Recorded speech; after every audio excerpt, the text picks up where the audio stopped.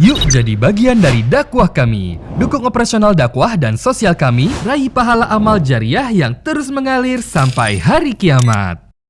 Assalamualaikum warahmatullahi wabarakatuh. Alhamdulillah, wassalatu wassalamu ala rasulillah. Segala puji dan puja kehadirat Allah subhanahu wa ta'ala, juga salawat dan taslim kepada Nabi besar Muhammad sallallahu alaihi wa ala alihi wa sahbihi wasallam. Saudaraku seiman, seperti biasa di hari Rabu siang hari, pukul kurang lebih 12.30 waktu Indonesia Barat, kita akan melanjutkan pada buku kita Riyadhus Shalihin tulis oleh Imam Nawawi rahimahullah. Dan pada kesempatan ini kita akan masuk insyaAllah bab baru, bab ke-95, bab anjuran memberi kabar gembira dan ucapan selamat kepada orang yang mendapatkan kebaikan.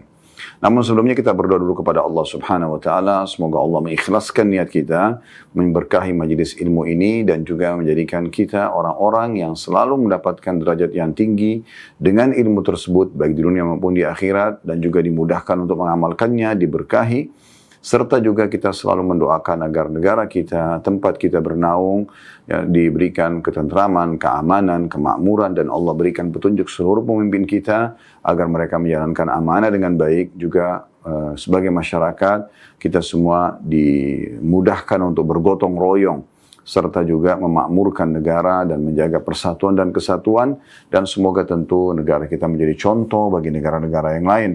Dan juga kita berdoa agar seluruh kaum muslimin yang sedang tertindas, yang sedang mengalami permasalahan di muka bumi ini, semuanya diselesaikan oleh Allah subhanahu wa ta'ala dan diganti semuanya dengan nikmat dan rezeki yang luas. Serta semoga Allah subhanahu wa ta'ala menyatukan kita semua di surga Firdausnya tanpa hisab, kelak di akhirat sana. Allahumma amin.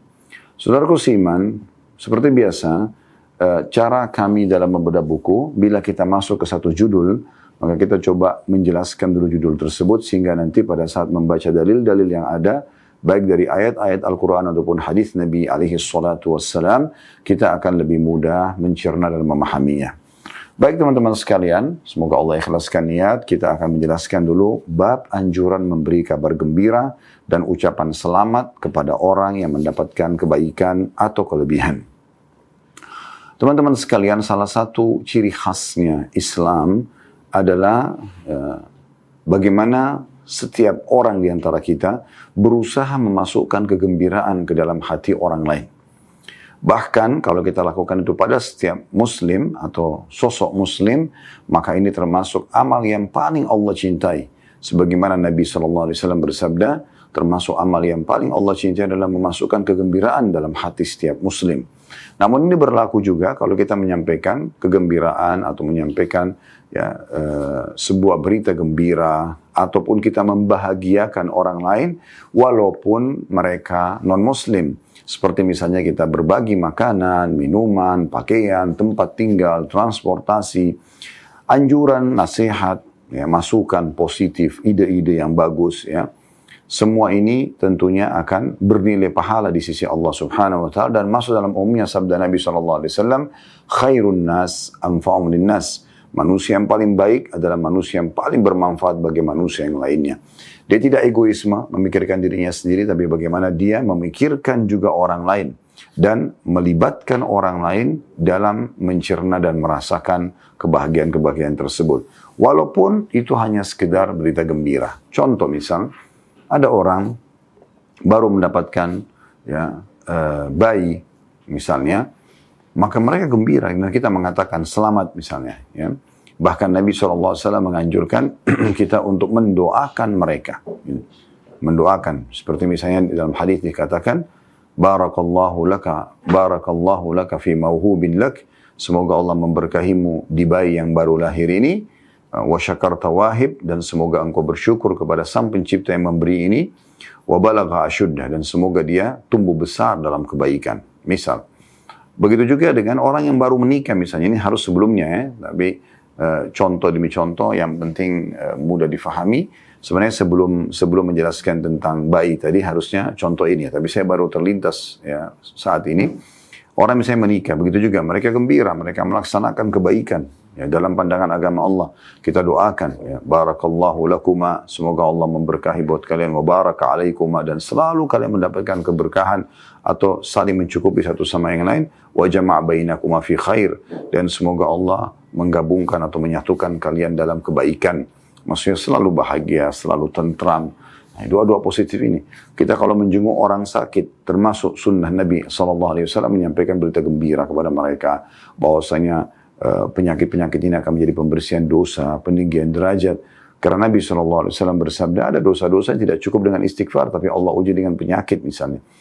Kemudian juga contoh yang lain, apa saja berita gembira yang sampai tentang masalah seseorang misalnya sukses dalam usahanya, seseorang misalnya sukses dalam keseharian dia, apa saja. Maka selalu kalau itu adalah berita gembira, kita ucapkan selamat kepada mereka dan mendoakan kebaikan. Nah, ini bagian daripada akhlak Islam yang luar biasa gitu, menonjol sekalian. Ini boleh kita ucapkan doa-doa tersebut kepada muslim, dan kita juga bisa mengucapkan selamat dan sebagai bentuk dukungan kepada orang-orang non-muslim, asal bukan berhubungan dengan masalah ibadah mereka. Misal Anda punya kerabat juga orang non-muslim, tapi dia termasuk ya orang yang berprestasi misalnya di urusan-urusan dunianya, tidak ada masalah Anda mengatakan selamat misalnya. Yang dilarang itu adalah mengucapkan salam terlebih dahulu.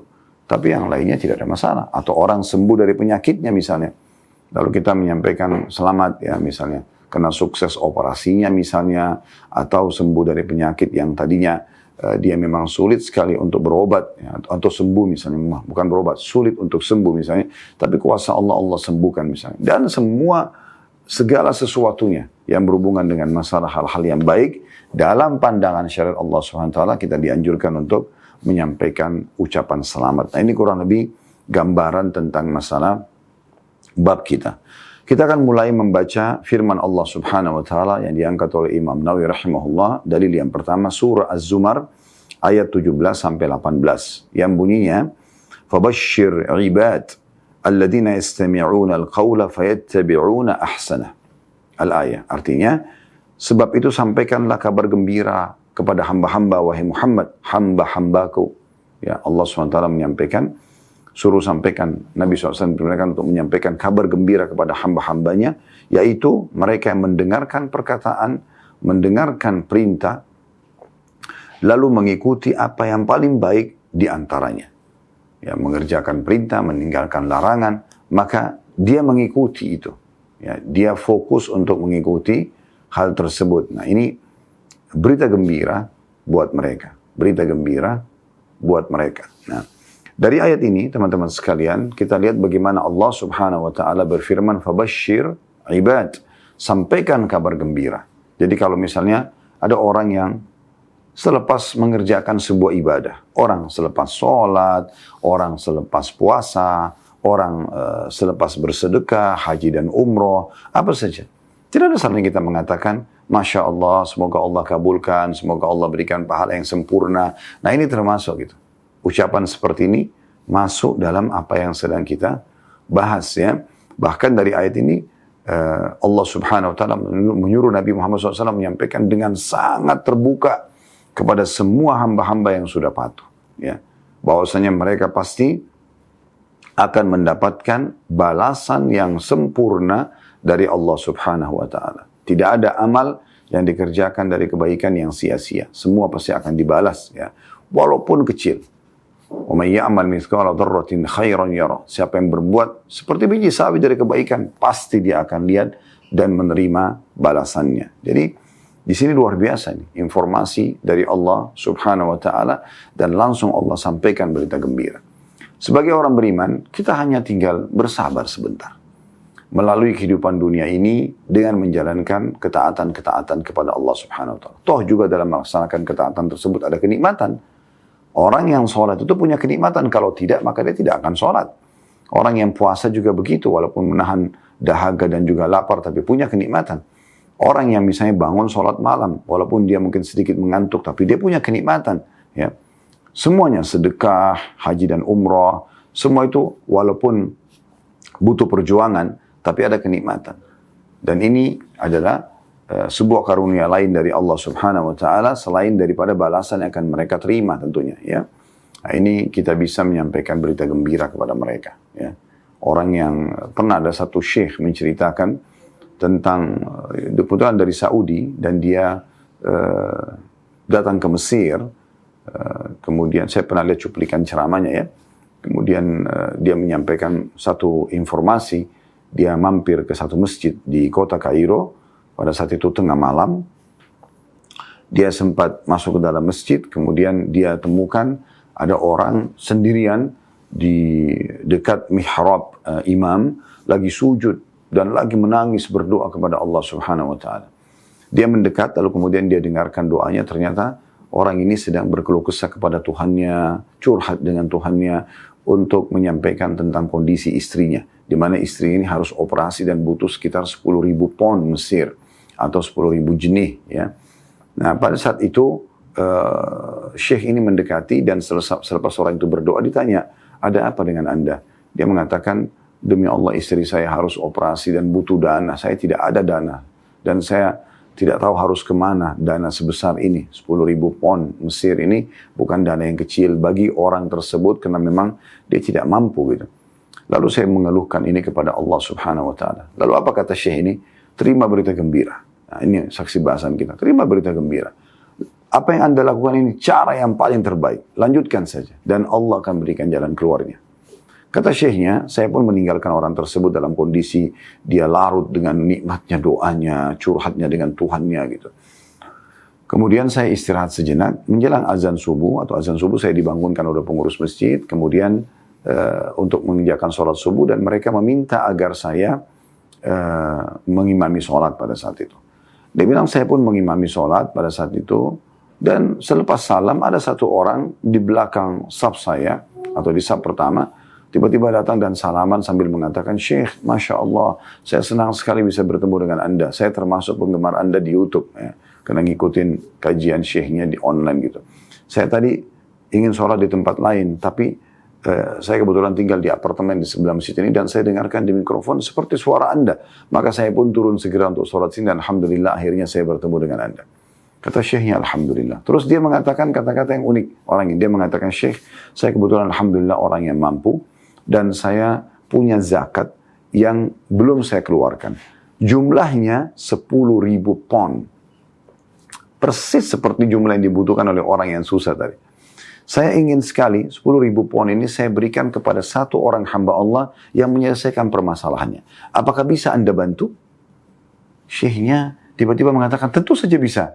Lalu beliau mencari di saf, mana tadi bapak yang tengah malam itu berdoa-doa kepada Allah atau berdoa kepada Allah Subhanahu wa taala. Ditemukan ada di ujung saf di saf pertama. Maka syekhnya panggil. Lalu orang itu datang. Kata syekhnya, coba sampaikan, ada permasalahan apa yang sedang Anda hadapi? Dia mengatakan, saya demi Allah sedang menghadapi permasalahan butuh uang 10.000 pon untuk operasi istri saya dan saya tidak tahu harus kemana. Kata syekhnya, subhanallah, Allah sudah menjawab permintaan Anda. Ini orang kaya, dia punya zakat yang dia ingin keluarkan 10.000 pound, maka bisa Anda terima dari dia. Maka mereka pun larut dengan tangisan karena luar biasanya depan mata mereka Allah Subhanahu wa taala memperlihatkan ya kemahakuasaannya, maka si kaya memberikan kepada si miskin ini dan si miskin akhirnya bisa melanjutkan operasi keluarganya. Nah, ini contoh berita gembira, bisa menyampaikan berita gembira. Anak-anak Anda kalau lagi ibadah, Anda sampaikan berita gembira ya nak, insya Allah dengan ini Allah akan berikan kebaikan dunia, kebaikan akhirat dan seterusnya. Ya.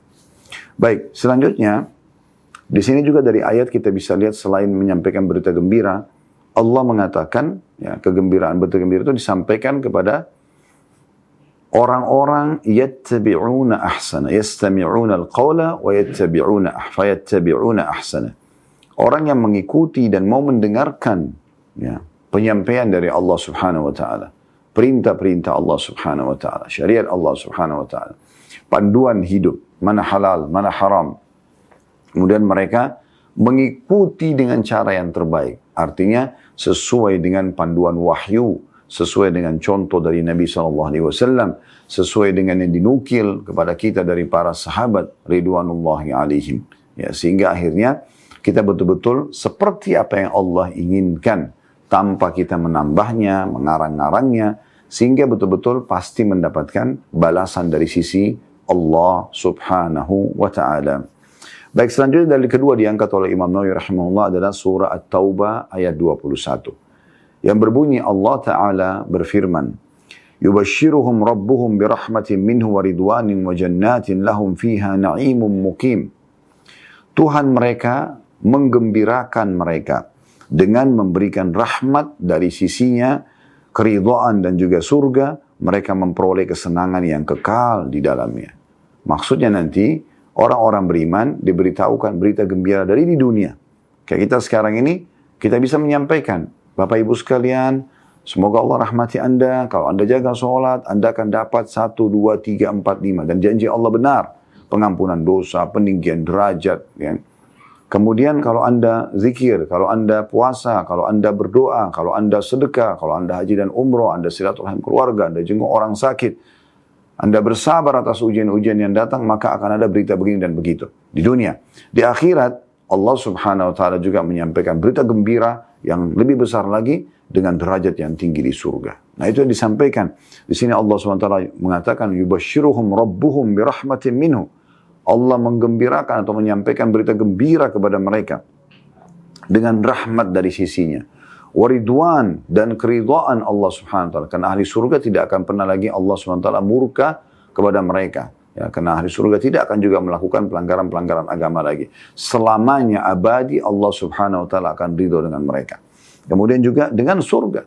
Ya, yang di dalamnya itu semua penuh dengan kesenangan yang kekal. Ya. Di sini na'imun mukim, kenikmatan yang non-stop.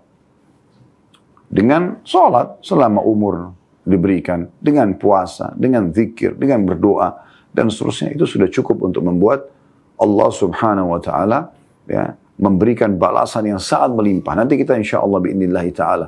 Ya, semoga Allah subhanahu wa ta'ala menjadikan kita semua ahli surganya, firdaus yang tertinggi, tanpa hisab. Allahumma amin. Semua ikuti acara ini offline ataupun online. Semoga Allah satukan kita semua di surga firdausnya tanpa hisab. Allahumma amin. Nah pada saat itu nanti kita akan ngobrol satu sama yang lain di surga. Sebagaimana dalam beberapa ayat yang lain disebutkan. Ya, ayat Al-Quran. Bagaimana ahli surga akan berbicara satu sama yang lain. Kita akan melihat sangat tidak berimbang antara apa yang kita kerjakan dengan apa yang Allah balaskan nanti. Hanya dengan sholat, 5 menit satu sholat. Baik itu subuh, duhur, asar, maghrib, isya. Sampai 10 menit lah yang kita kerjakan. Balasannya luar biasa melimpah. Toh itu juga absensi. Kita sedang absen kepada Tuhan kita Allah subhanahu wa ta'ala. Melapor, memohon, bermunajat, ya, minta pertolongan. Dan ada antara azan dan iqamah dijadikan waktu mustajab, pasti diterima. Kata Nabi SAW, 2 ya, keadaan yang tidak akan pernah ditolak doa. Ya, itu pada saat antara azan dan iqamah. Ini salah satunya. Ya. Dan yang lain adalah pada saat perang lagi berkecamuk. Ya. Tapi ini disebutkan tentang masalah antara azan dan iqamah. Jadi 1 hari 5 kali kita punya waktu pasti diterima permintaan kita. Cuma sebentar kita sholat itu. Lalu kenapa masih ada di antara muslim yang tidak sholat, yang tidak komitmen menjaga awal waktunya misalnya, ya, dan mengejar yang terbaiknya, toh ini adalah hal yang sangat baik. Begitu juga dengan puasa, begitu juga dengan baca Quran, begitu juga dengan haji dan umrah, dan semua jenis ibadah. Semua itu punya kenikmatan yang luar biasa, yang tentu hanya akan dirasakan oleh orang-orang yang mau mengejar dan mencari rahmat Tuhannya Allah subhanahu wa ta'ala. Kemudian dalil yang ketiga, dalam surah Fussilat ayat 30, Imam Nawawi rahimahullah mengangkat ini, wa abshiru bil jannati allati kuntum tu'adun. Allah SWT berfirman kepada seluruh hamba-hambanya yang beriman, dan bergembiralah kalian dengan memperoleh surga yang telah dijanjikan kepada kalian. Artinya di dunia, apa yang kalian kerjakan, asal sesuai dengan panduan Al-Quran dan Sunnah, pasti kalian dapatkan. Dan ujungnya akan masuk ke dalam surga yang abadi, penuh kenikmatan, tidak ada lagi kematian, tidak ada lagi masa tua, tidak ada lagi rusak pakaian, tidak ada lagi penyakit, tidak ada lagi gangguan orang, tidak ada ujian sudah. Di surga selamanya abadi, kenikmatan abadi. Bukankah seseorang dari kita pada saat mendapatkan makanan dan minuman yang dia sukai, dia sangat senang? Bukankah pada saat dia melampiaskan biologis yang halal, dia sangat senang? Bukankah dia pada saat memiliki tempat tinggal atau transportasi yang nyaman, dia tenang dan nyaman? Atau menghirup udara yang segar, melihat pemandangan yang indah, dan segala macam hal. Maka di surga, itu jauh berlipat-lipat ganda. Dunia ini cuma miniatur saja. Sampai kata Nabi SAW, perumpamaan dunia kalian dibandingkan akhirat, apa yang Allah janjikan dari nikmat-nikmat di dunia ini, dibandingkan dengan akhirat hanya seperti jari telunjuk yang dimasukkan ke dalam lautan, kemudian dikeluarkan. Lautan yang luas itulah kehidupan akhirat, itulah surga. Tidak berimbang antara apa yang kita kerjakan dengan balasan dari Allah Subhanahu wa taala. Oleh karena itu muslimin dan muslimat, bersabarlah dan nikmatilah ibadah kalian. Tinggalkanlah yang dilarang. Waktu sebentar, pasti kita akan menuju kepada kematian dan pasti janji Allah itu benar semuanya. Oleh karena itu ini berita gembira dari Allah Subhanahu wa taala, wa abshiru bil jannati allati kuntum tu'adun. Terima berita gembira dengan surga yang telah dijanjikan untuk kalian. Dan Nabi SAW mengatakan, ala inna sil'atallahi ghal. Ketahuilah barang balasannya Allah, dagangannya Allah itu mahal. Ala inna sil'atallahi jannah. Ketahuilah balasan dari Allah adalah surga. Surga yang semuanya abadi kenikmatan. Ya. Anda bisa ikutin di playlist YouTube kami insyaAllah. Ada bahasan dan bedah buku tentang Rasulullah SAW cerita tentang surga dan neraka. Di situ Anda akan bisa melihat 30 bab semuanya tentang surga. Aromanya surga, pakaiannya ahli surga, makanannya ahli surga, istananya ahli surga, pasangan hidup ahli surga. Semuanya kenikmatan. Dan memang sudah cukup sabda Nabi SAW, surga itu semua di dalamnya. Ma la ainun ra'at, belum pernah mata lihat. Wala udhunun sami'at, dan belum pernah telinga dengarkan. Wala khatar ala qalbi bashar, tidak pernah terlintas di hati manusia. Tidak pernah. Tidak akan pernah yang apa yang di surga itu terlintas di benak kita. Pada saat kita lihat, kita terkaget dan kagum luar biasa. Ya, sampai kata Nabi SAW dalam salah satu hadis tentang surga ini, hanya berbagi saja ya. Kata Nabi SAW, sesungguhnya ahli surga duduk di salah satu sudut atau sisi surga, dia memandang keindahannya, itu 70 tahun, baru dia pindah ke pandangan yang sebelahnya. Karena indahnya gitu. Dan abadi. Apa yang lebih nikmat teman-teman sekalian dibandingkan dengan firman Allah Subhanahu wa taala, khalidina fiha, kekal selama di dalamnya. Di dunia ini kita punya masa muda. Tubuh kita sehat, kulit kita masih kencang ya, pikiran kita juga masih cemerlang gitu kan. Tapi ada masanya tua, orang pikun, tubuhnya melemah. Itu dunia. Ada saatnya di dunia kita lapar. Betul memang kita bisa kenyang dengan makan, tapi lapar masih dirasakan. Dahaga masih dirasakan. Ya. Begitu juga kita kalau punya jabatan, pekerjaan, ada batasnya. Ada saatnya orang pensiun, ada saatnya orang meninggal. Itu juga dengan rumah. Mungkin sekarang sertifikat atas nama Anda. Tapi di saat Anda meninggal, sudah bukan nama Anda, berarti cuma sementara.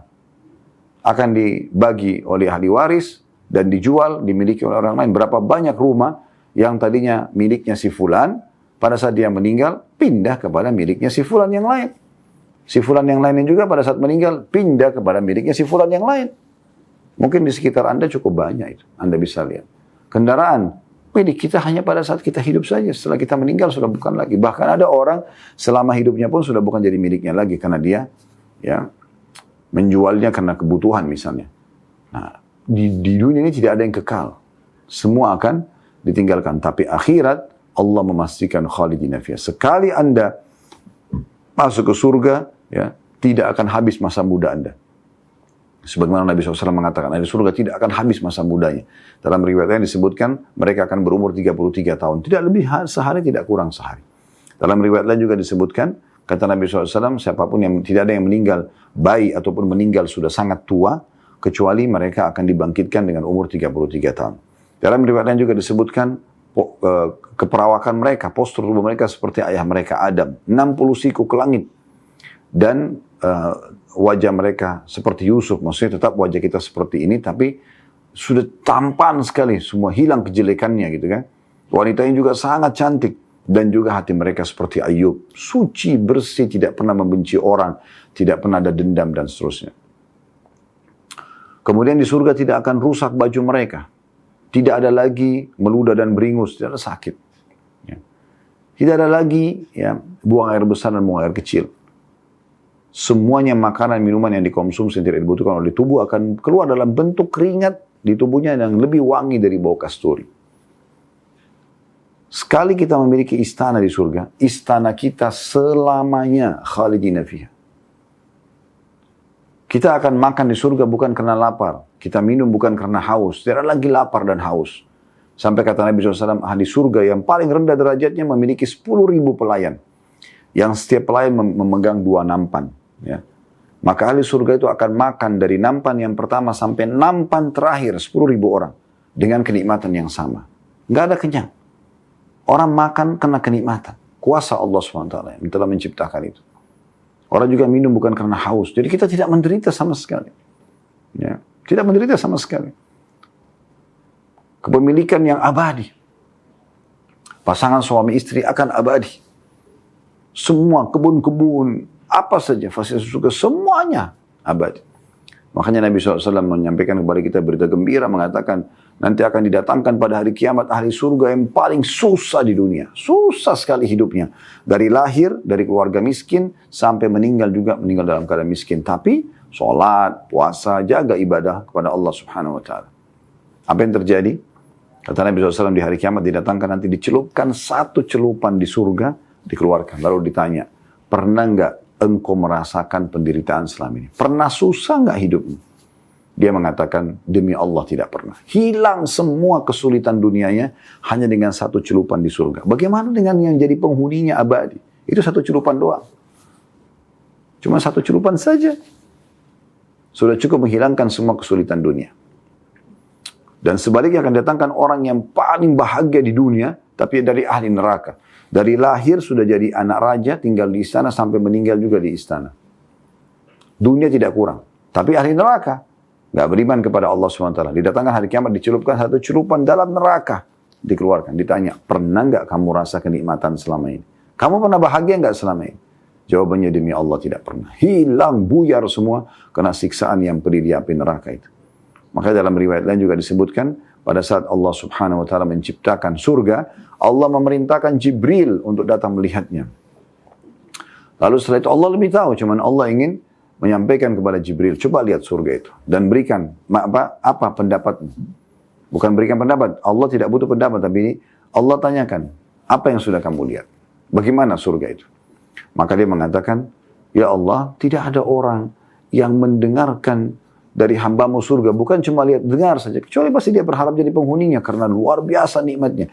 Ini Jibril alaihissalam, malaikat yang mulia, gitu kan. Memang sudah hidup di langit sana, ya. Di sekitar surga, tahu semua fasilitas yang Allah berikan. Langsung mengatakan tidak ada seorang hambamu pun yang mendengarkan kecuali mereka berharap jadi penghuninya. Lalu kemudian Allah menyuruh lagi ke neraka. Lihat neraka tersebut. Kemudian dia melihat siksaan yang luar biasa. Lalu Allah mengatakan, bagaimana? Dia mengatakan, ya Allah, tidak ada hambamu yang mendengarkan neraka kecuali mereka pasti akan selalu berlindung dan menjauhkan diri darinya. Lalu Allah Subhanahu Wa Taala menghiasi surga dengan hal-hal yang tidak disukai, bangun sholat malam, sedekah, ya menjauhi yang haram, menjalankan perintah. Lalu juga dihiasi neraka itu dengan hawa nafsu, pelanggaran-pelanggaran. Maka setelah itu Allah suruh lagi melihatnya. Jibril mengatakan setelah lihat keduanya, ya Allah, saya tidak menyangka ada hambamu yang bisa masuk ke surga, dan saya tidak menyangka ada hambamu yang bisa selamat dari api neraka. Ini kenikmatan abadi yang luar biasa dari surga itu. Oleh karena itu teman-teman sekalian bersabar. Ini Allah SWT sudah menyampaikan firman demi firman, dan cukup banyak berhubungan dengan balasan yang luar biasa ini. Dalil selanjutnya, dalil yang keempat yang diangkat oleh Imam Nawawi rahimahullah, dalam bab 95 ini, anjuran memberi kabar gembira dan ucapan selamat kepada orang yang mendapatkan kebaikan. Yaitu surah Hud ayat 71. Yang bunyinya, وَامْرَأَتُهُ قَائِمَةٌ فَضَحِكَتْ فَبَشَّرْنَاهَا بِإِسْحَاقَ وَمِنْ وَرَاءِ إِسْحَاقَ يَعْقُوبَ. Artinya, dan istrinya berdiri lalu dia tersenyum. Maksudnya, Sarah alaihissalam, istri Nabi Ibrahim alaihissalam. Maka kami sampaikan kepadanya kabar gembira tentang kelahiran Ishak, dan setelah Ishak akan lahir Yakub.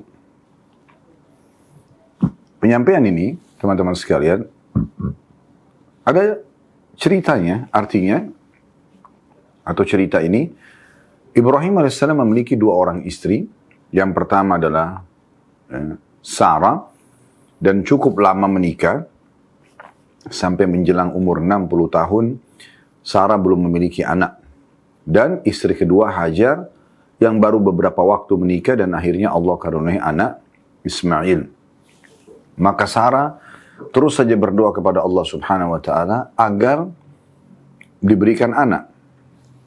Sampai akhirnya Allah kabulkan doa tersebut dan Allah mengirim malaikat, dua sosok malaikat yang memiliki dua tugas atau misi. Yang pertama, menyampaikan berita gembira kepada Sarah kalau dia akan hamil di umur tua dan dalam kondisi dia mandul dan akhirnya betul hamil dan Allah karunia anak Ishak.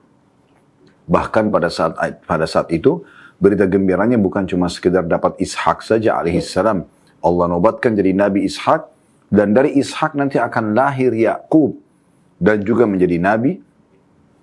Serta karena keberkahan yang luar biasa yang Allah berikan dari doa yang tulus, akhirnya Allah Subhanahu wa taala jadikan nabi-nabi yang datang setelah itu mayoritasnya dari turunan Nabi Yakub ini, dan nama lain Nabi Yakub adalah Israel. Makanya dinamakan dengan atau disilakan dengan Bani Israel atau keturunan Israel. Nah, kemudian misi yang kedua adalah mendatangi lokasi kaum Lut, kaumnya Nabi Lut yang melakukan homoseksual, na'udzubillah, dan di mana pada saat itu Allah Subhanahu wa taala hukum mereka, ya. Allah hukum mereka karena mereka melakukan homoseksual tersebut. Nah, ini yang disampaikan dalam berita gembira dalam hadis atau dalam ayat tadi yang baru saja kita bacakan. Bagaimana dari ayat ini kita ambil pelajaran pentingnya menyampaikan berita gembira kepada orang yang hamil, ya, Masya Allah, selamat ya, misalnya gitu ya. Orang yang melahirkan, akhirnya punya anak. Nah, ini semua luar biasa ya, hal yang sangat baik untuk disampaikan kepada orang-orang. Kemudian selanjutnya dalil yang diangkat surah Al-Imran ayat 39 yang berbunyi, فَنَادَتْهُ الْمَلَائِكَةُ وَهُوَ قَائِمٌ يُصَلِّي فِي الْمِحْرَابِ أَنَّ اللَّهَ يُبَشِّرُكَ بِيَحْيَى. Kemudian para malaikat memanggil Zakaria alaihissalam. Ini kisah tentang Nabi Zakaria. Ketika dia sedang berdiri melakukan sholat di mihrabnya, bahwasanya Allah menyampaikan kabar gembira kepadamu tentang kelahiran Yahya. Nah, ini kurang lebih mirip kasusnya tadi, cuma memang beda kisah ya. Kalau tadi Nabi Ibrahim alaihissalam, istri pertamanya Sarah yang mandul tidak bisa punya anak, Nabi Ibrahim dan Sarah dua-duanya berdoa agar Allah berikan anak, akhirnya Allah berikan hamil Sarah di umur tuanya. Kalau Nabi Zakaria juga diuji oleh Allah SWT sampai mencapai umur 100 tahun itu belum punya anak. Dan istrinya mandul, tidak bisa punya anak. Tapi Allah Subhanahu wa taala karena doa dia yang tulus, terus dia mohon kepada Allah, tidak ada yang mustahil bagi Allah Subhanahu wa taala sang pencipta, maka Allah pun akhirnya menyampaikan berita gembira dalam surah Maryam dijelaskan, juga dalam surah Al-Imran yang dijelaskan bagaimana malaikat datang menyampaikan berita gembira tentang hamilnya istrinya Zakaria dan Allah karunia anak yang bernama Yahya dan Allah nobatkan jadi nabi alaihi wassalatu wassalam. Baik, selanjutnya dalil surah Al-Imran juga ayat 45, ini dalil terakhir dari ayat Al-Quran diangkat oleh Imam Nawawi rahimahullah yang berbunyi إذ قالت الملائكة يا مريم إن الله يبشرك بكلمة منه اسمه مسيح عيسى بن مريم الآية. Ingatlah atau pelajarilah gitu kan, ketika para malaikat berkata, wahai Maryam, ini kisah tentang Maryam alaihissalam dan tentang kelahiran Nabi Isa alaihissalam. Sesungguhnya Allah menyampaikan kabar gembira kepadamu dalam kurung dengan kelahiran seorang putra yang diciptakan dengan kalimat yang datang darinya atau dari Allah SWT. Namanya Al-Masih Isa putra Maryam. Nah, ini di sini juga Allah Subhanahu wa taala menyampaikan berita gembira dengan akan hamilnya ya Maryam alaihissalam. Dan di sini juga kita berarti bisa menyampaikan berita gembira seperti ini kepada orang-orang ibu-ibu yang hamilnya Allah karuniai karunia ini tentunya. Tapi saran kami tentunya jangan terlalu diekspos, apalagi di masa kita melalui media. Karena ekspos melalui media ini juga sangat membuka ya, ain, penyakit ain yang bisa berbahaya, yang bisa membuat keguguran, yang bisa menggagalkan sebuah program ya yang diharapkan karena ain atau penyakit mata panas ya. Ada orang yang hatinya hasad membuat matanya jadi panas dan itu bisa merusak apapun yang ada di hadapan dia. Dan kata Nabi SAW, hati-hati dengan ain, karena ain itu bisa membuat manusia masuk ke kuburan, ya, dan juga unta bisa masuk ke kuali. Kuali kecil, tapi unta bisa masuk mengecil gara-gara ain. Juga kata Nabi SAW dalam hadis yang semua ini tentu dihasankan dan disahihkan oleh para ulama, kata Nabi SAW, ya sesungguhnya ain itu benar terjadi. Dan dalam riwayat lain mayoritas umatku meninggal justru karena ain. Jadi penyebabnya itu dulu. Hasadnya orang kepada kita akhirnya membuat kitanya kena itu. Ya. Dan cara supaya tidak kena kita harus selalu memuji Allah Subhanahu Wa Taala. Pada saat orang memuji kita, kita mengatakan Masya Allah, Tabarakallah, ya, atau Masya Allah, ya, La hawla wa la quwata illa billah. Jadi kita memuji Allah Subhanahu Wa Taala atas nikmat-nikmat tersebut. Nah, berapa banyak orang yang kami temukan bahkan berkeluh kesah pada kami gitu.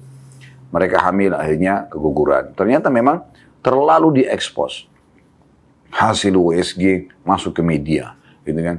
Terus wawancara sana sini, akhirnya atau diekspos lah ya secara umum. Akhirnya orang-orang yang tidak suka hasad, gitu kan. Ini hati-hati sekali. Lebih baik tidak usah. Kita terima berita gembira Allah SWT berikan kepada kita. Kalau ada yang mengucapkan selamat, alhamdulillah, cukup itu. Ya, seperti itu, dan kita terus berdoa agar Allah SWT berkahi dan Allah mempertahankan nikmat tersebut. Nah, ini kurang lebih gambaran tentang ayat-ayat yang diangkat oleh beliau. Dan beliau mengatakan, Imam Nawawi rahimahullah, ayat-ayat dalam bab ini sangat banyak dan dikenal. Dan hadis-hadisnya juga sangat banyak sekali. Hadis-hadis itu masyhur dalam As-Sahih, diantaranya adalah. Nah, sekarang kita akan masuk ke hadis pertama dalam bab ini. Cukup panjang tapi saya bacakan.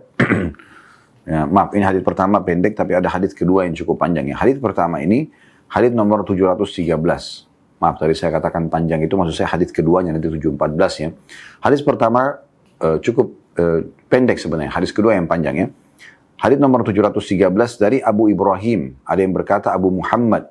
Ada juga yang mengatakan Abu Muawiyah yang bernama Abdullah bin Abu Aufa radhiyallahu anhu, ini sahabat Nabi.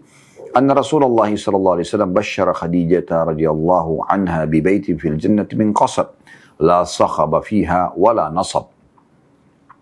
Bahwa Rasulullah SAW memberikan kabar gembira kepada Khadijah radhiyallahu anha dengan sebuah istana di surga yang terbuat dari mutiara berongga, tidak ada teriakan maupun keletihan di dalamnya. Hadis riwayat Bukhari dan juga Muslim. Dan makna al-qasab disebutkan di sini adalah mutiara berongga, sedangkan as-sakhab adalah teriakan dan keributan.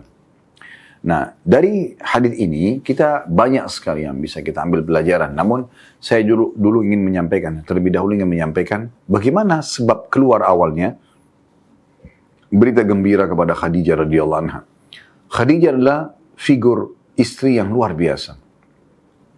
Beliau adalah istri yang sangat luar biasa dalam melayani suami, dalam mentaati suami, dalam mendahulukan suami.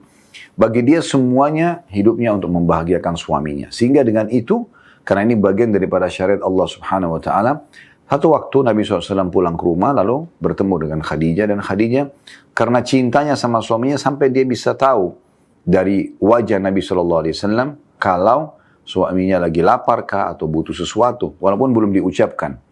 Maka pada saat Nabi SAW masuk ke dalam rumah, Khadijah pun pamit ya untuk menyiapkan makanan kesukaan Nabi SAW. Di saat itu Allah turunkan Jibril AS dan Jibril mengatakan, hai Muhammad, sebentar lagi Khadijah akan datang membawakan makanan kesukaanmu atau menyiapkan makanan untukmu, gitu kan?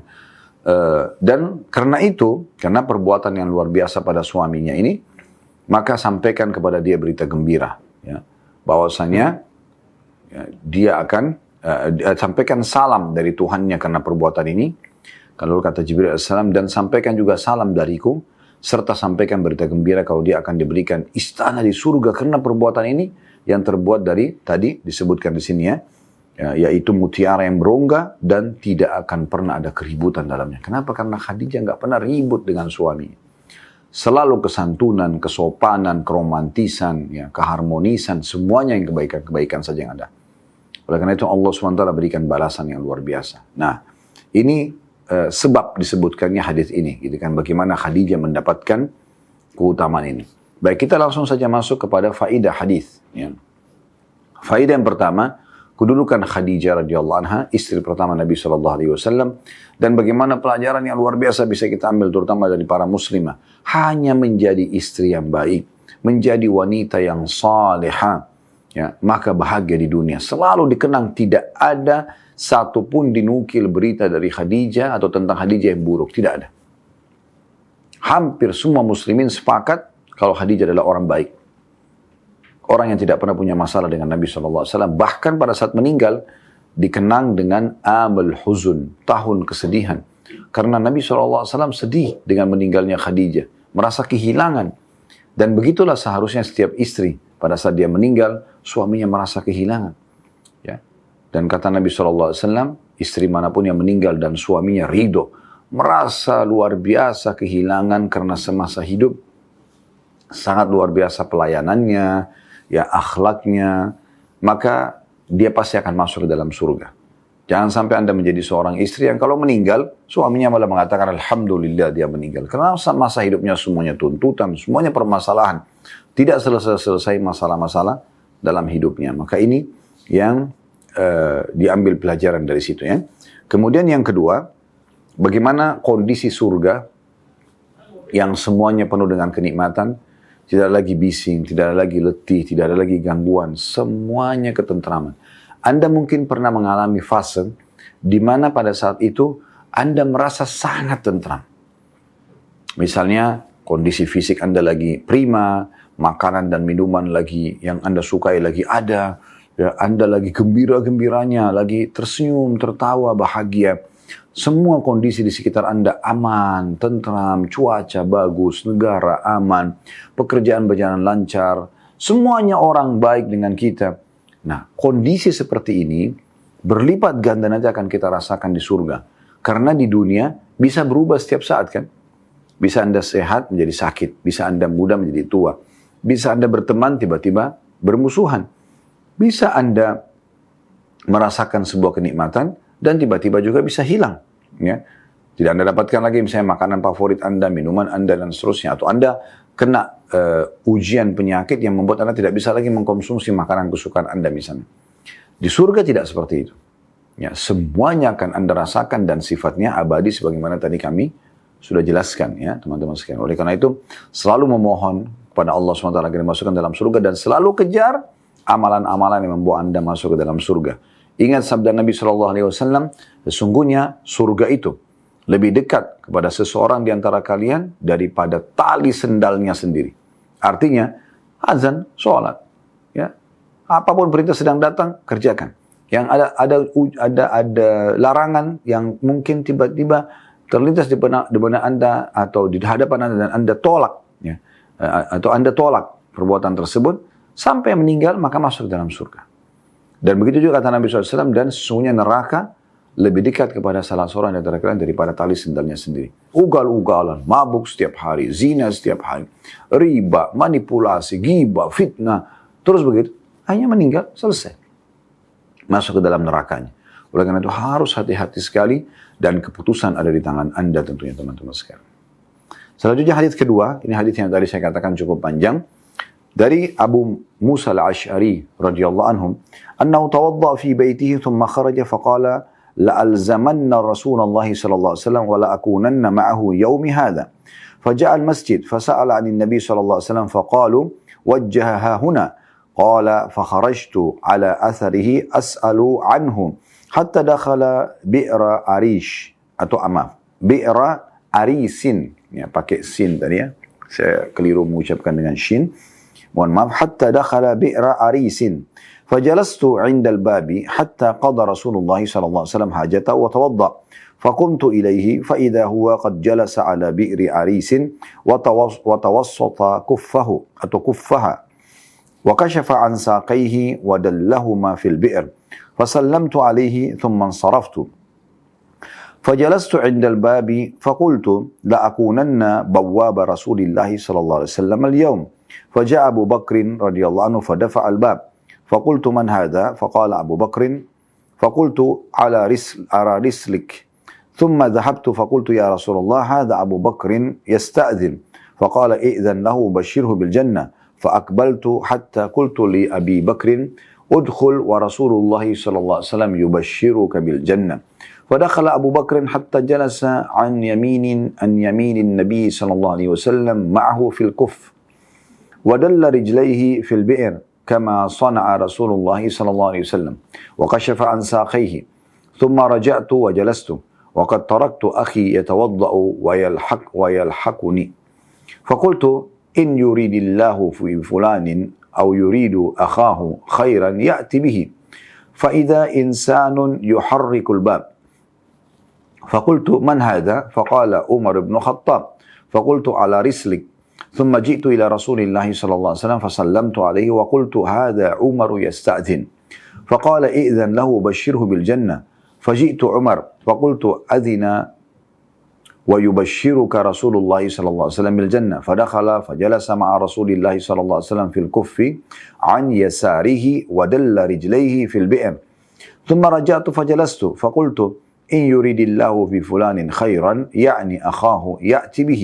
فجاء إنسان فحرك الباب. فقلت من هذا؟ فقال عثمان بن عفان. فقلت على رسلك. وجئت النبي صلى الله عليه وسلم فأخبرته. فقال إئذن له وبشره بالجنة مع بلوى تصيبه. فجئت فقلت ادخل ويبشرك رسول الله صلى الله عليه وسلم بالجنة مع بلوى تصيبك. فدخل فوجد الكف قد ملئ. فجلس وجاههم من الشك الآخر.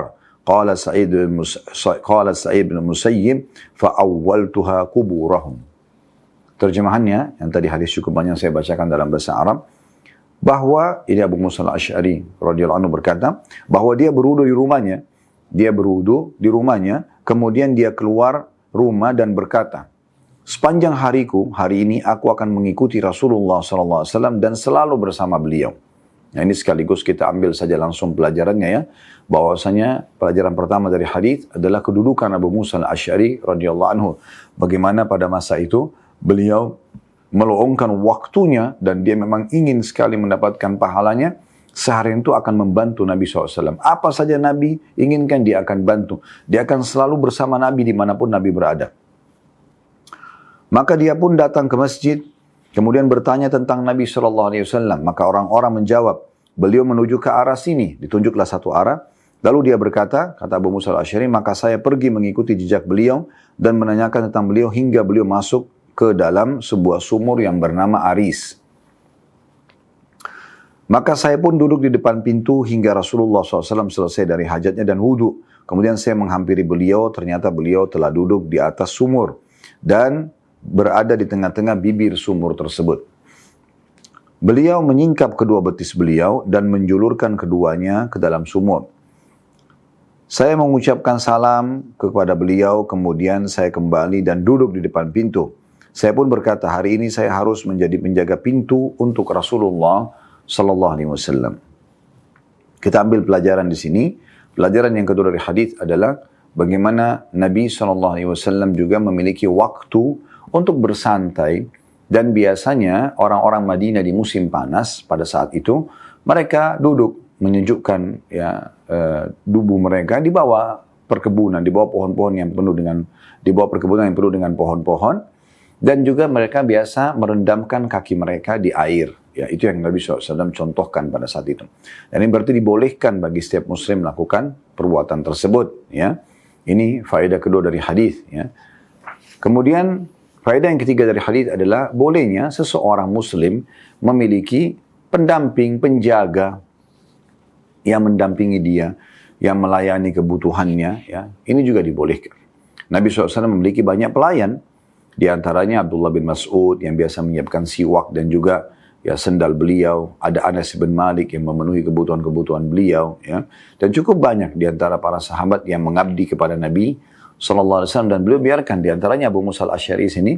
Jadi seperti menjadi penjaga pintu atau security Nabi SAW. Gitu kan.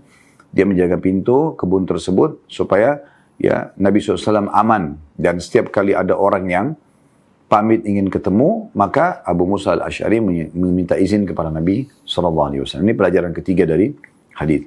Selanjutnya, kemudian datanglah Abu Bakar radhiyallahu anhu yang mendorong pintu. Sebenarnya bukan mendorong, lebih tepatnya mengetuk ya pintu. Maka saya bertanya, siapa ini? Dia menjawab, Abu Bakar. Maka saya pun berkata, tunggu sebentar. Kemudian saya pergi dan berkata, wahai Rasulullah, ini Abu Bakar minta izin masuk. Maka beliau menjawab, izinkan dia dan sampaikan kabar gembira kepadanya dengan surga. Maka saya pun kembali hingga saya berkata kepada Abu Bakar, masuklah dan Rasulullah SAW memberimu kabar gembira dengan surga. Maka Abu Bakar pun masuk hingga duduk di samping kanan Nabi SAW di tepi sumur dan menjulurkan kedua kaki beliau juga ke dalam sumur. Kemudian sebagaimana dilakukan oleh Rasulullah SAW dan beliau pun ikut menyingkap kedua betis beliau. Dari sini kita ambil pelajaran keempat, kelima, dan keenam dari hadis ya. Pelajaran keempatnya adalah tentang kedudukan Abu Bakar radhiyallahu anhu dan ada adab, beliau menunjukkan adab di sini kalau ingin bertamu, mendatangi seseorang, maka ketuk pintu dulu. Ketuk pintu dulu ya. Di sini Abu Bakar tidak langsung nyelonong masuk, maaf ya dengan bahasa ini, tiba-tiba masuk ke dalam kebun tersebut, padahal dia tahu posisi dia sebagai sahabat Nabi, dia tahu dia sebagai mertua Nabi, dan pasti Nabi tidak akan larang gitu. Tapi karena sudah ada Abu Musa al-Asy'ari yang menjaga depan pintu kebun, maka beliau pun pamit untuk masuk dengan mengetuk pintu kebun tersebut. Ya. Kemudian Abu Musa al-Asy'ari sebagai penjaga mengatakan, tunggu sebentar sampai saya izinkan Anda dari Nabi. Sampainya disampaikan kepada Nabi SAW dan Nabi izinkan dan menyampaikan berita gembira tentang surga. Di sini ada poin pelajaran keempat yang bisa kita ambil. Mungkin kita masuk ke poin, tidak usah dulu tentang keutamaan Abu Bakar, tapi faedah keempatnya adalah adab orang kalau sedang bertamu atau mengunjungi seseorang, yaitu dengan meminta izin. Ya. Mengetuk, Anda datang ke rumah orang, ketuk dulu, minta izin dulu. Kalau bisa Anda informasikan sebelumnya Anda akan datang. Tidak usah buat kejutan-kejutan. Ya. Tiba-tiba datang, mungkin orang belum siap untuk bisa menerima kita misalnya sebagai tamu. Nah ini termasuk adabnya. Ya. Bahkan kepada pasangan kita sendiri kita tidak usah buat kejutan. Ya. Sampaikan kalau kita akan datang, sampaikan kalau kita akan memberi misalnya. Itu sangat baik. Ya. Karena kata Nabi SAW, janganlah seseorang di antara kalian datang dari safar, kemudian dia tiba-tiba buat kejutan untuk istrinya. Berikanlah berita kepada istri tersebut agar mereka bisa menyisir rambut mereka dan juga mencukur bulu kemaluan mereka. Maksudnya mereka bersih-bersih, rapi-rapi, supaya kalau terjadi interaksi biologis juga ya nyaman, ya seperti itu. Pelajaran yang kelima dari hadis adalah tentang masalah kedudukan Abu Bakar. Di sini kita baru masuk kedudukan Abu Bakar radhiyallahu anhu karena pada saat mereka atau beliau diizinkan, Nabi SAW menyampaikan berita gembira, diizinkan dan diberikan berita gembira kalau dia masuk ke dalam surga. Berarti sudah ada jaminan masih hidup tapi sudah dapat jaminan surga. Dan ini keutamaan yang luar biasa. Itu pelajaran yang kelima. Pelajaran yang keenam adalah bagaimana pentingnya at-ta'assi. Ta'assi itu maksudnya mencontohi Nabi SAW. Abu Bakar ini orang yang luar biasa radhiyallahu anhu. Bagaimana beliau sangat luar biasa dalam menjalankan dan mencontohi Nabi SAW. Beliau sangat yakin apa yang Nabi kerjakan tidak mungkin salah. Sehingga beliau selalu saja mengerjakan semua apa yang Nabi kerjakan. Terbukti di sini pada saat beliau masuk ke dalam sumur, ke dalam kebun. Nah, lihat Nabi SAW duduk di atas sumur, ya, di sekitar bibir sumur. Kemudian menjulurkan kaki beliau ke arah sumur tersebut. Ya. Maka Abu Bakar langsung duduk di sisi kanan ya Nabi SAW, kemudian juga sama ya menurunkan kakinya ke arah sumur tersebut. Kemudian juga karena Nabi SAW menyingkap betisnya, beliau pun mengikuti itu. Nah, ini berarti betul-betul mencontohi Nabi SAW dalam segala hal. Nah, ini salah satu ciri Abu Bakar radhiyallahu anhu. Ini faedah yang keenam yang bisa diambil. Baik, kita lanjutkan lagi paragraf selanjutnya dan kita akan masuk insyaAllah faedah ketujuh nanti. Kata Abu Musa al-Asy'ari, kemudian saya pun kembali dan duduk dan saya telah meninggalkan saudaraku yang sedang berwudu dan akan mengikutiku. Maka saya berkata, jika Allah menghendaki kebaikan bagi fulan, maksudnya adalah saudaranya, pasti dia Allah akan menghadirkannya. Ini pelajaran ketujuh yang bisa diambil dari hadis. Bagaimana seseorang berusaha agar orang-orang terdekat dengan dia mendapatkan ya hidayah, mendapatkan keimanan, ya, mendapatkan kabar gembira. Jadi kisahnya adalah Abu Musa al-Asy'ari ini sebelum menuju ke kebun tersebut, dia sudah menginformasikan kepada saudara kandungnya. Sambil dia mengatakan, nanti nyusul saya ke tempat ini misalnya. Nah pada saat itu, karena Abu Musa al-Asy'ari mendengarkan bagaimana Nabi SAW menyampaikan berita gembira kepada Abu Bakar, kalau Abu Bakar akan masuk surga. Dia berharap pada saat itu saudaranya datang. Agar juga dapat berita gembira seperti ini. Ya. Tapi subhanallah saudaranya belum datang. Ini pelajaran ketujuh yang bisa kita ambil dari hadis, bagaimana ya seseorang berusaha memberikan yang terbaik untuk saudaranya. Dia berharap kebaikan. Dia doakan saudara kandungnya, dia doakan ya keluarganya agar mendapatkan hal yang terbaik, keimanan, ya, kesempatan untuk amal soleh, menjauhkan dosa, masuk ke surga, selamat dari neraka. Selanjutnya paragraf yang ya, setelahnya, dan kita akan masuk ke faedah yang ke-8. Tiba-tiba seseorang menggerakkan pintu, kata Abu Musa al-Asy'ari, maka saya bertanya, siapa ini? Dia menjawab, Umar bin Khattab. Maka saya pun berkata, tunggu sebentar. Kemudian saya mendatangi Rasulullah SAW, lalu saya mengucapkan salam dan berkata, itu adalah Umar, meminta izin masuk. Maka beliau SAW bersabda, izinkan dia masuk dan sampaikan kabar gembira dengan surga. Maka saya pun mendatangi Umar dan berkata, Rasulullah SAW mengizinkan dan memberimu kabar gembira dengan surga. Dia lalu, Umar, masuk dan duduk bersama dengan Rasulullah SAW di pinggir sumur dan berada di sebelah kiri Nabi. Kalau tadi Abu Bakar di sebelah kanan Nabi. Dan beliau pun ikut menjulurkan kedua kakinya ke dalam sumur. Di sini faedah yang ke-8 bisa kita ambil adalah kedudukan Umar radhiyallahu anhu. Ya. Bagaimana dia pun sibuk mencari Nabi SAW dalam kesehariannya dan berusaha untuk selalu menemani Nabi SAW. Tentu tidak semua sahabat begini. Ada di antara sahabat mungkin ketemu sama Nabi SAW hanya di waktu sholat. Karena kesibukan mereka. Ada yang hanya ketemu pada saat sholat Jumat saja. Ada yang bertemu mungkin pada saat peperangan saja. Ada yang bertemu dengan Nabi SAW cuma sekali seumur hidupnya. Kemudian dia pulang ke negerinya atau ke perkampungannya lalu tidak bertemu lagi sama Nabi SAW sampai meninggal. Gitu kan. Ada seperti itu. Tapi posisi-posisi sahabat-sahabat mulia ini memang ada yang Allah SWT ilhamkan pada mereka dalam hatinya keinginan untuk selalu bersama Nabi SAW. Nah ini poin yang luar biasa. Ya. Maka di sini Nabi SAW, Umar radhiyallahu anhu ini memiliki posisi di sini seperti Abu Bakar mencari Nabi SAW dan berusaha untuk bersama beliau.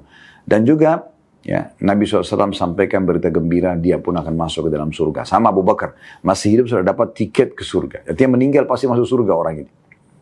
Ini berita gembira luar biasa. Kalau kita kan tidak mungkin bertemu lagi dengan Nabi dan Nabi tujuk langsung kamu ahli surga. Tinggal bagaimana kita mengerjakan amal-amalan yang beliau contohkan. Semoga Allah SWT berikan kepada kita surga. Tapi di sana, di masa itu luar biasa itu. Ya, kedudukan sahabat. Ketemu dengan Nabi, Nabi langsung bisa sampaikan sebagai wahyu kalau dia ahli surga. Ini faedah yang ke-8 dan Umar juga seperti Abu Bakar duduk di sebelah Nabi SAW dan mencontohi dan coba mencontohi apa yang Nabi SAW kerjakan. Ini berarti keutamaan Umar, ini faedah ke-8. Selanjutnya, paragraf yang 2, paragraf terakhir, ini faedah yang ke-9.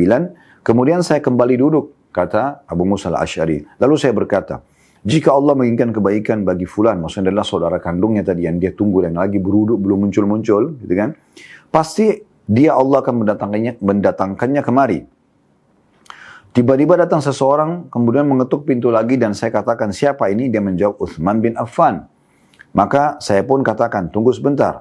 Saya mendatangi Nabi SAW memberitahukannya, lalu Nabi SAW mengatakan, izinkan dia masuk dan sampaikan berita, kabar gembira, dengan surga untuknya, beserta fitnah yang akan menimpahnya. Maka saya mendatangi Utsman dan berkata, masuklah dan Rasulullah SAW menyampaikan kabar gembira kepadamu dengan surga beserta fitnah yang akan menimpamu. Lalu dia pun masuk dan mendapati tepi sumur sudah telah penuh, maka dia pun duduk menghadap mereka dari sisi lain. Dari sisi lain, ya. Di sini kita ambil langsung faedah yang ke-9 tentang kedudukan Utsman bin Affan radhiyallahu anhu. Bagaimana pada saat itu Allah Subhanahu wa taala mendatangkan beliau ke kebun bersama Nabi SAW dan akhirnya izin masuk dan Nabi SAW sampaikan berita gembira tentang surga untuk beliau. Cuman memang ada tambahannya dengan fitnah yang akan menimpa beliau.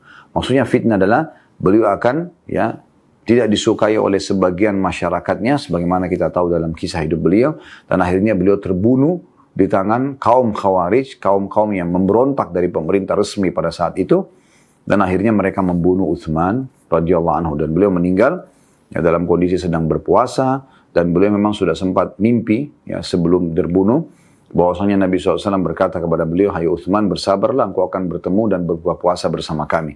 Maka beliau pun meninggal sebelum masa buka puasa. Dan ini luar biasa karena beliau dapat jaminan surga di sini.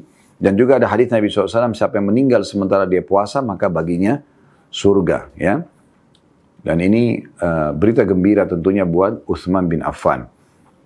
Nanti akan kita bacakan ada tambahan riwayat ya. Setelah ini tentang bagaimana Utsman merespon apa yang Nabi SAW sampaikan itu. Ya. Namun kita selesaikan dulu hadis ini. Faedah yang terakhir yang ke-10 adalah potongan paragraf terakhir dari hadis riwayat ini. Sa'id bin Musayyib rahimahullah, ini seorang ulama tabi'in. Setelah membaca riwayat ini beliau mengatakan, maka saya pun menafsirkan bahwa posisi itu adalah posisi kuburan mereka. Maksudnya adalah Nabi SAW duduk, kemudian Abu Bakar datang duduk di sebelah kanannya, kemudian Umar datang duduk di sebelah kirinya. Dan ini adalah digambarkan sebagai posisi kuburan Nabi SAW bersama dengan Abu Bakar dan Umar radhiyallahu anhuma yang memang dikubur bersama dengan Nabi SAW atau di sekitar Nabi SAW. Ya, ini faedah yang 10 yang bisa kita ambil bagaimana Sa'id bin Musayyib rahimahullah memberikan ta'wil atau makna daripada hadis tersebut tentang posisi kuburan. Dan memang Abu Bakar sama Umar dikubur di sebelah Nabi alaihi salatu wassalam. Baik, ini 10 buah faedah yang bisa kita ambil dari riwayat ini. Namun kita sempurnakan dengan membaca, Imam Nawawi mengatakan, dan dalam satu riwayat tambahan, wa amarani Rasulullah sallallahu alaihi wasallam bihifdzil bab wa fiha anna Utsman hina basyarahu hamidallah ta'ala thumma qala Allahul musta'an. Dan Rasulullah SAW memerintahkanku, kata Abu Musa al-Asy'ari radhiyallahu anhu, menjaga pintu.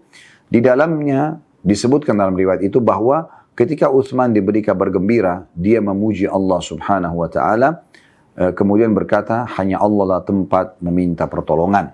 Hanya Allah lah tempat meminta pertolongan. Ya. Baik, dari riwayat tambahan ini kita bisa tambahkan faedah ke-11 dari hadis ya, tentang pentingnya orang yang mendapatkan berita gembira memuji Allah Subhanahu wa taala. Jadi kalau misalnya ada orang mengatakan, oh Masya Allah, selamat ya, sudah punya hamil, atau punya momongan, ya, punya bayi baru, ya, atau misalnya punya pekerjaan, atau baru menikah, atau baru pindah rumah, atau apa saja nikmat tersebut, maka tugas kita adalah memuji Allah Subhanahu wa taala. Ini faedah yang ke-11 yang bisa kita ambil, ya. Jadi setiap nikmat selalu syukuri, karena Allah SWT berfirman dalam surah Ibrahim, la in syakartum la azidannakum. Kalau kalian bersyukur maka pasti saya akan tambah, kata Allah, wa la in kafartum inna adzabi lasyadid. Kalau kalian kufur maka siksaku sangat pedih. Kemudian pelajaran yang ke-12 yang terakhir yang bisa kita ambil tentang pentingnya seseorang yang selalu meminta tolong kepada Allah Subhanahu wa taala. Kalau sampai kepadanya justru hal-hal yang dia tidak sukai, maka dia bisa mengatakan Allahul musta'an. Allah tempat kita meminta pertolongan. Nah, ini perlu untuk direalisasikan dalam kehidupan ya. Kalau di Timur Tengah sudah sering kami dengarkan dari teman-teman di sana yang tentu sudah belajar agama ya, tidak semua orang Timur Tengah. Tapi teman-teman yang kami kenal di kota Madinah dulu, di kota Mekah, umumnya di Saudi kalau bertemu, kemudian sampai kepada mereka berita gembira, berita sesuatu mungkin yang mereka kurang suka. Kalau mereka berita gembira mereka bersyukur, tapi kalau sesuatu yang mereka khawatirkan atau mereka tidak suka, mereka mengatakan Allahul musta'an. Misalnya, sampai berita orang tua Anda meninggal, Allahul musta'an. Ya, si fulan telah menceritakan Anda buruk, Allahul musta'an. Allah tempat kita meminta pertolongan. Nah, ini termasuk perbuatan yang sangat mulia yang harusnya dijaga oleh setiap muslim. Alhamdulillah sampai sini kita cukupkan pada pertemuan kita ini. Kedepannya kita akan lanjutkan insya Allah. Sisa ada 2 buah riwayat di dalam bab ini yang cukup panjang. Riwayat nomor 715 ya, dan juga 716. Dan teman-teman sekalian jangan lupa selalu dukung channel-channel dakwah termasuk channel kita ini. Selalu subscribe, like dan juga loncengnya ditekan, serta berikan komen positif bagi teman-teman di YouTube dan teman-teman di Instagram, di Facebook, mungkin juga di TikTok untuk selalu follow dan juga menyebarluaskan dakwah ini. Semoga kita juga partisipasi bersama-sama dalam meraih pahala, dan jangan lupa dukung semua channel-channel dakwah yang menyampaikan tentang Islam dan tentang sunnah Nabi SAW sesuai dengan pemahaman para salafus salih, para sahabat ridwanullahi alaihim, supaya Anda pun punya andil bersama dengan ustaz-ustaz kita itu. Kalau ada benar dari Allah, kalau ada salah dari saya, mohon dimaafkan. Subhanakallahumma bihamdika, asyhadu an la ilaha illa anta astaghfiruka wa atubu ilaik. Wassalamualaikum warahmatullahi wabarakatuh.